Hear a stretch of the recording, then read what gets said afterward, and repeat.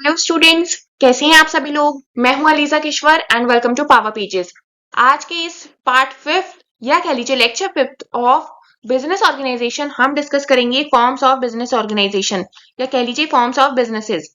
ये exam point of view से चाहे इंटरनली या एक्सटर्नली बहुत ही ज्यादा इंपॉर्टेंट टॉपिक है और इसमें मेजरली आपको 7.5 या 15 मार्क्स का क्वेश्चन मिलेगा।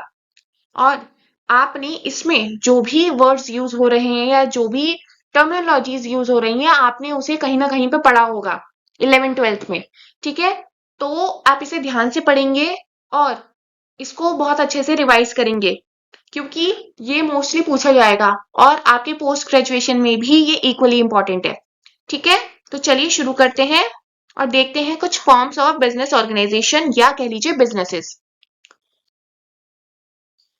तो ये होती हैं 6 टाइप्स या कह लीजिए फॉर्म्स ऑफ बिजनेस ऑर्गेनाइजेशन। आपने इनके नाम कहीं ना कहीं सुने होंगे अगर आप कॉमर्स बैकग्राउंड से हैं। अगर नहीं है तो कोई प्रॉब्लम नहीं है, मैं बिल्कुल फ्रेश से आपको समझाऊंगी कि इनका मतलब क्या होता है और क्यों इनका नाम ये पड़ा। ठीक है, तो चलिए एक एक करके देखते हैं। पहला आता है सोल प्रोप्राइटरशिप, सेकंड है हमारा पार्टनरशिप, थर्ड आता है जॉइंट हिंदू फैमिली बिजनेस जिसे हम शॉर्ट फॉर्म में लिखते हैं JHF, फोर्थ आता है आपका joint stock company, then cooperative society या इसे कोऑपरेटिव सोसाइटीज भी कहा जाता है, देन आपका आता है पब्लिक एंटरप्राइजेस। ठीक है, या कह लीजिए एंटरप्राइज या इसे गवर्नमेंट सेक्टर भी बोला जाता है। तो ये 6 टाइप्स होते हैं और आप इन 6 टाइप्स के बहुत अच्छे से नोट्स बनाएंगे। ठीक है, तो चलिए एक एक करके अब इन टाइप्स को देखते हैं और जानते हैं क्या होते हैं ये। पहला है sole proprietorship. Sole proprietorship in general sense, अगर मैं रियल लाइफ एग्जांपल की बात करूं, आपने किराना दुकान देखी है आपके कॉलोनी में आसपास, कहीं ना कहीं कोई कन्फेक्शनरी की शॉप होगी जहां से आप ब्रेड लाते हैं, कुछ सामान लेकर आ गए, है ना, होता है ना। कुछ आप कह लीजिए कुरकुरे चिप्स ये सब लेकर आते हैं। उस टाइप को जो वो इंसान जिस तरीके से वो दुकान या कह लीजिए वो शॉप चला रहा है उसी को हम कहते हैं सोल प्रोप्राइटरशिप। इसमें सिर्फ एक इंसान होता है, वही ओनर, वही वर्कर, वही एम्प्लॉय, वही अकाउंटेंट, वही लीगल एडवाइजर, सब कुछ बस वही होता है। ठीक है, इसलिए इसको देखिए सोल लिखा है ना आगे, सोल मतलब अकेला। और याद रखिएगा अगर वो इंसान बिजनेस कर रहा है, ठीक है, अगर वो इंसान बिजनेस कर रहा है तो ही वो सोल प्रोप्राइटरशिप कर रहा है। बिजनेस नहीं है, जॉब कर रहा है, तो वो इसका पार्ट नहीं आता क्योंकि हम यहाँ पे बिजनेस की बात कर रहे हैं ना, हम यहाँ पे जॉब्स की बात नहीं कर रहे हैं, हम यहाँ पे बिजनेसेस के टाइप्स की बात कर रहे हैं। तो जो इंसान जो इंडिविजुअल अकेले बिजनेस कर रहा है, अकेले सब कुछ संभाल रहा है, उसे हम कहते हैं सोल प्रोप्राइटरशिप। और जो इंसान उस बिजनेस को संभाल रहा है उसे हम कहते हैं सोल प्रोप्राइटर। चलिए अब देखते हैं इसका मीनिंग क्या है। A sole proprietorship is a business owned, managed, and controlled by a single individual. It is the simplest form of business organization. जैसा कि मैंने कहा, एक इंसान अगर चला रहा है तो ना किसी की रुकावट है, ना किसी का कॉन्फ्लिक्ट होगा इंटरेस्ट का, ना उसे किसी को सैलरी देनी पड़ेगी, वेजेस देने पड़ेंगे, सिर्फ अकेला वो ही कंट्रोल करेगा, अपने तरीके से उसको चलाएगा, हर चीज वो खुद से मैनेज करेगा। तो ये सिंपलेस्ट फॉर्म ऑफ ऑर्गेनाइजेशन होता है।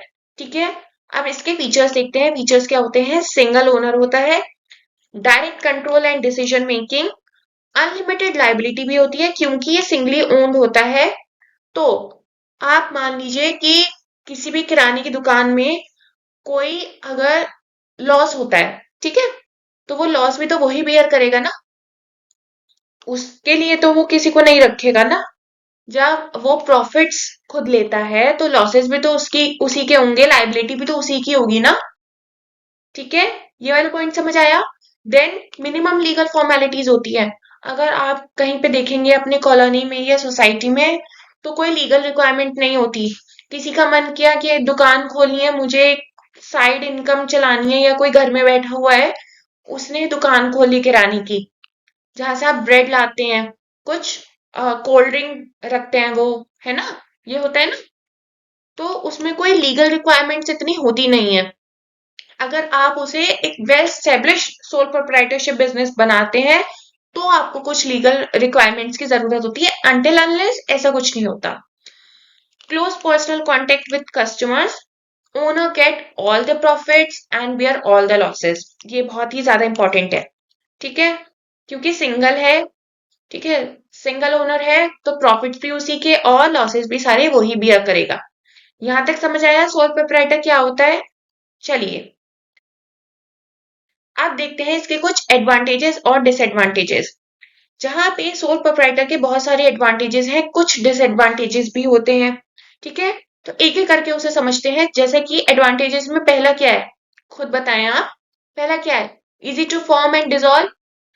आपको लग रहा है आपने किराने की दुकान खोली या कोई कन्फेक्शनरी शॉप खोली, चल रही है, 4 दिन आपने देखा कोई कस्टमर नहीं आ रहा, लॉस हो रहा है, आपने बंद कर दिया, ठीक है, तो इजी है, कोई लीगल फॉर्मेलिटी नहीं है डिसॉल्विंग की, क्विक डिसीजन मेकिंग है क्योंकि खुद का कंट्रोल है, अकेला, full control with the owner, किसी और की कोई बंदिश नहीं है, कोई इंटरफेरेंस नहीं है।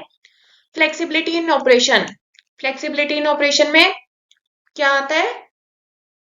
मान लीजिए कि दुकान खुली, दुकान मेजरली खुलती है 10 बजे, ठीक है, या 9 बजे, पर आज थोड़ी सी लेट खुलेगी, या आज 2 बजे बंद हो जाएगी, फिर 5 बजे खुलेगी, तो फ्लेक्सिबिलिटी होती है ऑपरेशन में, ठीक है, कि 4 दिन दुकान नहीं खोली, है ना, होता है ना ये। अगर आप नॉर्मली अपनी किराने की दुकान से इसे कंपेयर करें, इस वाली फॉर्म को, तो ऐसा होता है ना कि आज तो उसकी दुकान ही बंद थी इसलिए कुछ मिला नहीं, होता है ना, या तो आज तो उसे कहीं जाना था इसलिए उसने जल्दी बंद कर दी, ठीक है, तो इसका मतलब ये है। मैं बिल्कुल आपको सिंपल फॉर्म में समझा रही हूँ ताकि आपको ये समझ आए, क्योंकि ये बहुत ही ज्यादा इंपॉर्टेंट है। देन डायरेक्ट मोटिवेशन, क्यों? क्योंकि सारे प्रॉफिट्स उसी के हैं। Personal touch to improve customer relationship, ठीक है।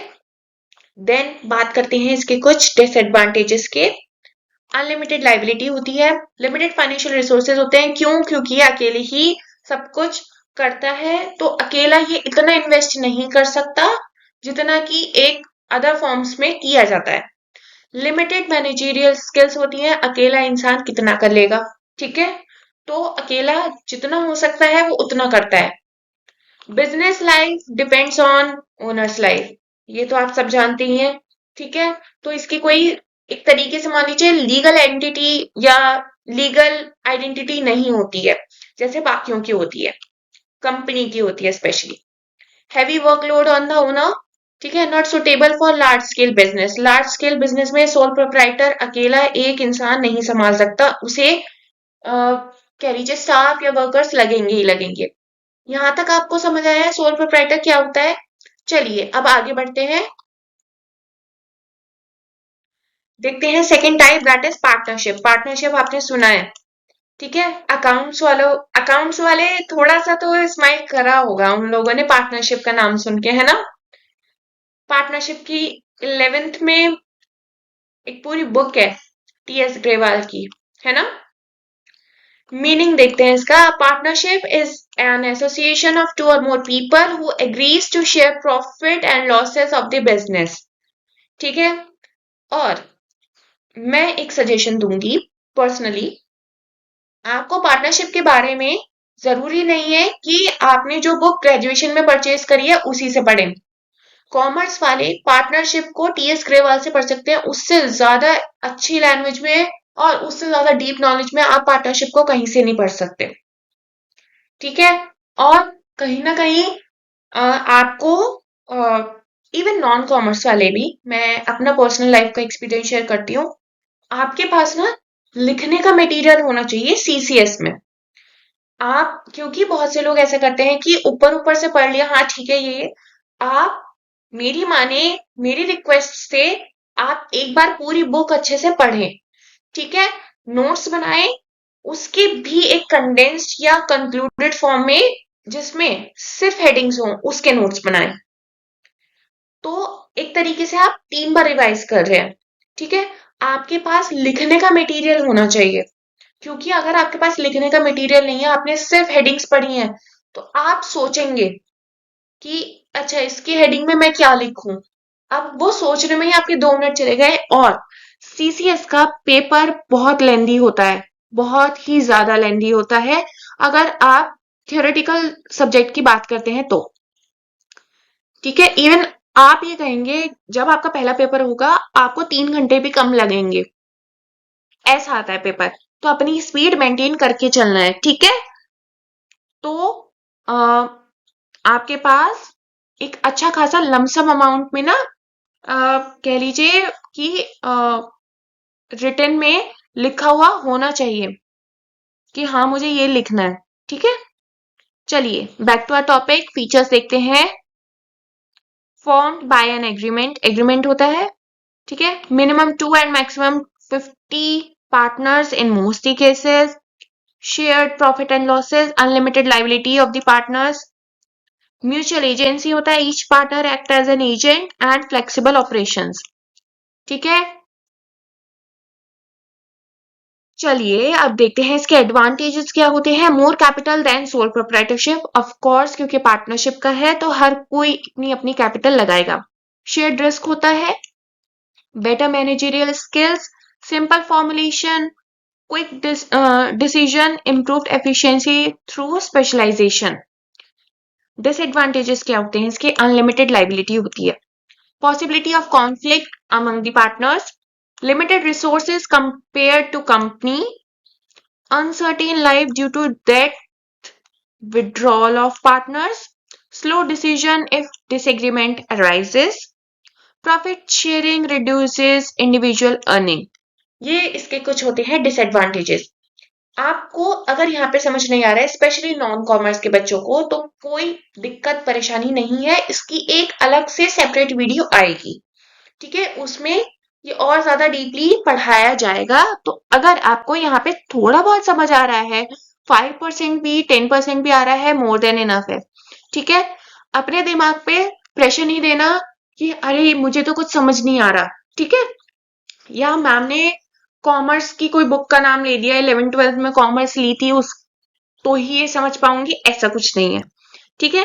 सबको समझ आ जाएगा। थर्ड हम बात करते हैं जॉइंट हिंदू फैमिली, जिसे हम शॉर्ट फॉर्म में लिखते हैं JHF। JHF क्या होता है? JHF ये पहले चलता था, अब नहीं चलता। इसमें क्या होता है, एक शुरुआत से जो बिजनेस है वो हिंदू लॉ के अंडर में जो गवर्न होता है, वो पूरी फैमिली उसी में होती है, ठीक है। और उसकी जो मेंबरशिप है बाय बर्थ मिलती है, मतलब कि आप ये मान लीजिए कि अगर कोई भी इंसान का बर्थ हुआ है तो वो जॉइंट हिंदू फैमिली का मेंबर है, ठीक है, वो ऐसा होता है। हालांकि ये यहाँ पे अब इतना नहीं चलता, क्योंकि अब कंपनीज आ गई हैं, पार्टनरशिप्स आ गई हैं, सोल प्रोप्राइटर ये सब ज्यादा चलते हैं, ये इतना नहीं माना जाता। तो इसका एक फॉर्मल मीनिंग देख लेते हैं क्या होता है। A joint Hindu family business is a family run business govern by Hindu law where membership is by birth in the family। इसके फीचर्स क्या है, membership is automatic by birth, head is the कर्ता, जो सबसे ज्यादा सीनियर एक तरीके से कह लीजिए, या ओनर होता है, जैसे ओनर होते हैं ना, है ना। यहाँ पे उसे ओनर नहीं कहते, उसे कहते हैं कर्ता, ठीक है। कर्ता, कर्ता नाम याद रखिएगा, उसे कहते हैं हम कर्ता। कर्ता हैज अनलिमिटेड लाइबिलिटी, बाकी सब में जो भी होंगे उन सब के पास लिमिटेड लाइबिलिटी होती है, ठीक है। और जैसे कि मैंने बताया कि बाकी सबके पास लिमिटेड लाइबिलिटी होगी। Continuity due to ancestral lines, ठीक है, govern by Hindu succession act. अब देखते हैं इसके कुछ advantages. Simple and automatic formation, effective control by the karta, quick decision, continued existence क्योंकि ये चला आता है पीढ़ी दर पीढ़ी। स्ट्रॉन्ग लॉयल्टी एंड कॉपरेशन, क्योंकि फैमिली का बिजनेस है तो डिसलॉयल्टी नहीं हो सकती। Limited liability for the members except karta. अब देखते हैं इसके कुछ disadvantages. Unlimited liability of the कर्ता, लिमिटेड फाइनेंशियल रिसोर्सेज होती है, लिमिटेड ग्रोथ होती है। क्यों? क्योंकि कर्ता के अलावा डिसीजन पावर का कह लीजिए जो राइट होता है वो किसी के पास नहीं होता।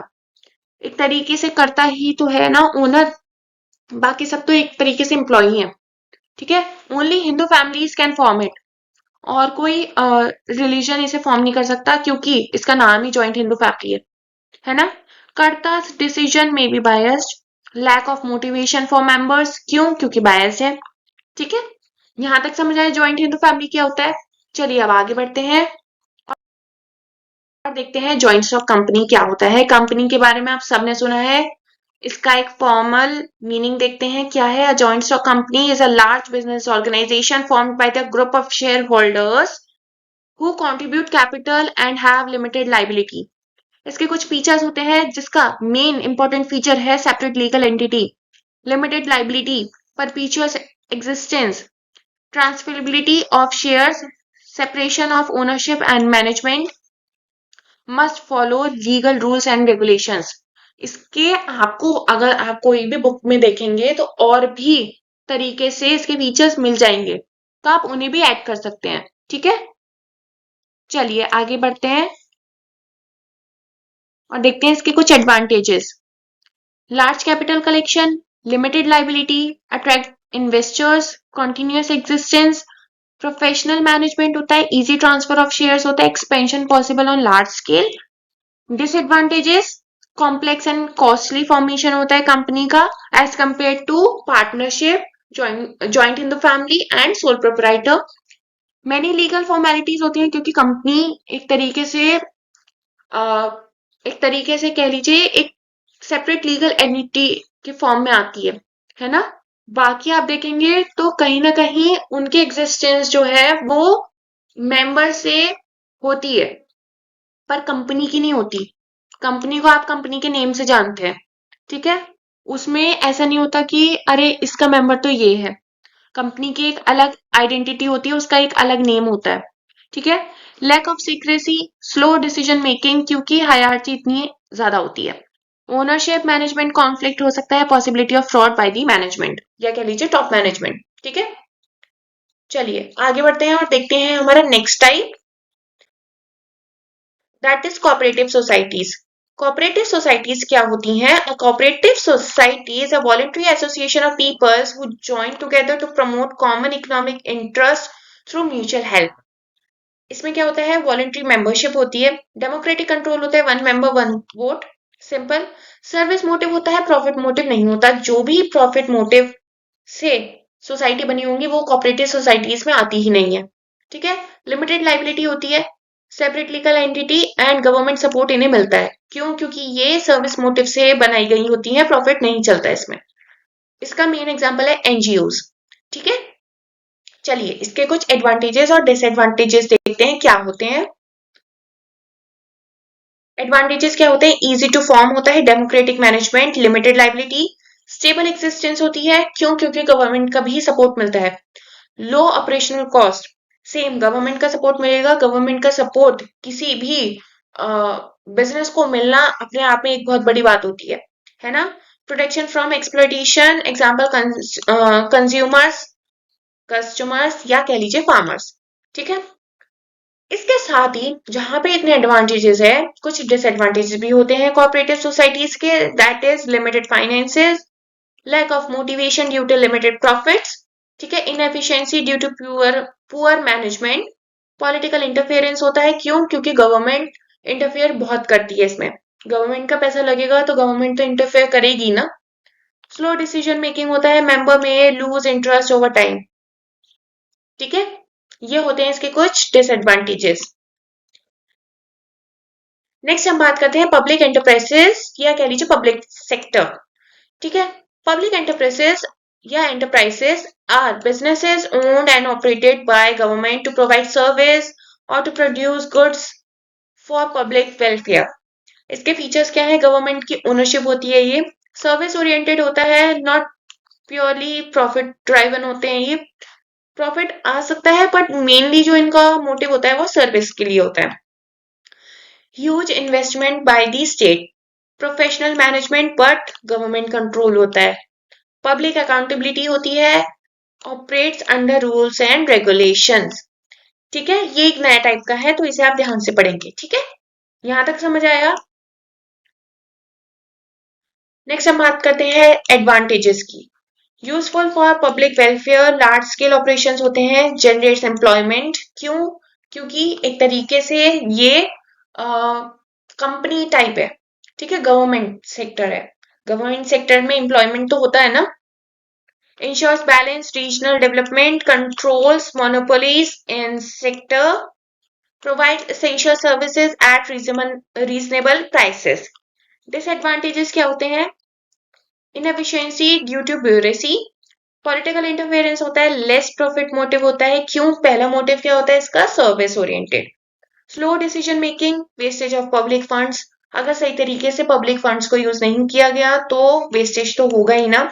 और करप्शन भी होता है, या कह लीजिए लैक ऑफ अकाउंटेबिलिटी भी हो सकती है कहीं ना कहीं। यहां तक समझ आया आपको? 6 टाइप या 6 फॉर्म्स ऑफ बिजनेस ऑर्गेनाइजेशन या बिजनेसेस। आगे नेक्स्ट लेक्चर वीडियोस जो भी आएंगे ना, हम इन्हें सेपरेटली भी कवर करेंगे। तो अगर आपको यहाँ पे कम समझ आया है तो उसमें कोई परेशानी नहीं है। ठीक है, आगे चल के बहुत अच्छे से समझ आ जाएगा। अब देखते हैं कुछ स्टेप्स क्या होते हैं। ठीक है, ये आप करेंगे। Steps in selecting the correct form of organisation. पहला है identify the nature of business, then estimate the capital requirements, कितने कैपिटल रिक्वायरमेंट है, determine the level of risk, then decides the degree of control, then managerial skills required है कि नहीं है, फिर legal responsibility या फॉर्मेलिटीज आप देखेंगे, कंटिन्यू हो सकता है या स्टेबल रह सकता है या नहीं रह सकता वो भी आपको देखना है। टैक्सेशन पॉलिसीज आपको देखनी है, कितना टैक्स लग सकता है या टैक्स एग्जेम्प्ट है क्या है। फिर फ्लेक्सिबिलिटी और ईज ऑफ एक्सपेंशन आप उसका देखेंगे। देन सोशल रिस्पॉन्सिबिलिटी और पब्लिक इंटरेस्ट भी आप उसका एनालिसिस करेंगे। ये कुछ 10 स्टेप्स होते हैं जिन्हें आपको बहुत अच्छे से समझ होनी चाहिए in terms of making the right decision. ठीक है, चलिए अब बात करते हैं factor affecting the choice of forms of business organisation. ठीक है, क्या क्या फैक्टर्स हैं? Nature of business, capital requirements, liability, degree of control, continuity, managerial skills and legal formalities. ये बहुत ही इजी और बहुत ही छोटे टॉपिक्स हैं, पर ये आपको पता होना चाहिए क्योंकि कहीं ना कहीं ये 7.5 मार्क्स में पूछे जा सकते हैं। तो आपको एटलीस्ट हेडिंग्स तो पता होना है ना। ठीक है, यहां तक समझ आया? चलिए आगे बढ़ते हैं और आज का ये टॉपिक हम समअप करते हैं। आई नो कि ये लेक्चर वीडियो बहुत लंबा है, पर क्योंकि मुझे एक साथ करवाना था ये टॉपिक, मैं कोई भी इसका टॉपिक अलग वीडियो में नहीं डाल सकती थी क्योंकि ये इंटर रिलेटेड है। ठीक है, तो इसीलिए ये लेक्चर वीडियो थोड़ा सा लंबा हो गया, आप मैनेज कर लीजिएगा। ठीक है, चलिए हमने फॉर्म्स ऑफ बिजनेस ऑर्गेनाइजेशंस पढ़े, जिसमें हमने क्या पढ़ा? Sole proprietor, partnership, joint Hindu family, joint stock company, cooperative and business या पब्लिक एंटरप्राइजेस और कंपनी। ठीक है, ये सब पढ़ा।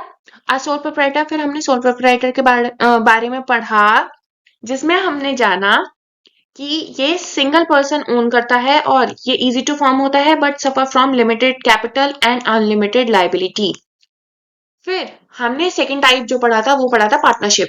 पार्टनरशिप 2 और मोर पर्सन रन करते हैं जो प्रॉफिट और लॉस शेयर करते हैं। ग्रेट रिसोर्सेज होते हैं as compare to sole proprietor, पर कॉन्फ्लिक्ट भी फेस कर सकते हैं और अनलिमिटेड लाइबिलिटी तो होती है। देन थर्ड टाइप जो हमने पढ़ा था वो पढ़ा था जॉइंट हिंदू फैमिली, JHF जिसे कहते हैं। ये हिंदू लॉ से गवर्न होता है और इसे कंट्रोल कौन करता है? कर्ता। कॉन्टिन्यूटी प्रोवाइड करता है पर लिमिटेड इन कैपिटल होता है और open to only Hindu families. Joint stock company के बारे में भी हमने पढ़ा, ये एक लार्ज ऑर्गेनाइजेशन है with separate legal entity, limited liability, capable of raising large capital but burdened with heavy legal formalities. इसके रजिस्ट्रेशन में भी बहुत सारी लीगल फॉर्मेलिटीज लगती हैं। ठीक है, देन हमने पढ़ा कोऑपरेटिव सोसाइटी। कोऑपरेटिव सोसाइटी एक डेमोक्रेटिक सर्विस ओरिएंटेड ऑर्गेनाइजेशन है जो किस लिए बनी है? म्यूचुअल हेल्प के लिए। लिमिटेड लाइबिलिटी होती है पर लो मोटिवेशन और लिमिटेड फंड्स होते हैं, तो कहीं ना कहीं जो इसके मेंबर्स हैं वो अ, अपना इंटरेस्ट लूज कर देते हैं। ठीक है, अब देखते हैं पब्लिक एंटरप्राइजेस या कह लीजिए गवर्नमेंट सेक्टर्स। ये गवर्नमेंट ओन यूनिट्स होती हैं जो पब्लिक वेलफेयर के लिए काम करती हैं और लार्ज स्केल ऑपरेशंस पे काम करती हैं, पर इनकी जो काम करने का तरीका है वो बहुत स्लो होता है। ठीक है, वहीं पे एक कंपनी जो होती है एक आर्टिफिशियल लीगल पर्सन होती है। ठीक है, जैसे कि हमने यहाँ पे पढ़ा था ना, जॉइंट स्टॉक कंपनी वही है ये। With perpetual existence, limited liability, providing professional management but face complex formation and lack of privacy. ठीक है, आई होप कि यहाँ तक आपको समझ आया हो। एंड आई नो, फिर से कहूंगी ये लेक्चर वीडियो लंबा था, मुझे पता है आप थोड़ा बहुत बोर हो गए होंगे, पर इम्पोर्टेंट था। अगर आपने यहाँ पे आपको थोड़ा बहुत समझ आ गया है तो आपको आगे के लेक्चर वीडियोस बहुत अच्छे से समझ आ जाएंगे। ठीक है, क्योंकि ये उन्हीं का पार्ट आगे कैरी फॉरवर्ड करूंगी मैं। एक एक फॉर्म को अलग से लेक्चर वीडियो में डीपली समझेंगे हम। ठीक है, so that's all in today's lecture video. I hope कि आपको लेक्चर वीडियो समझ आया हो, ना आया हो तो मुझे बताएं। ठीक है, सो आई होप कि आपको समझ आ गया हो। नेक्स्ट लेक्चर वीडियो के लिए keep following the channel and have a great learning ahead. Bye.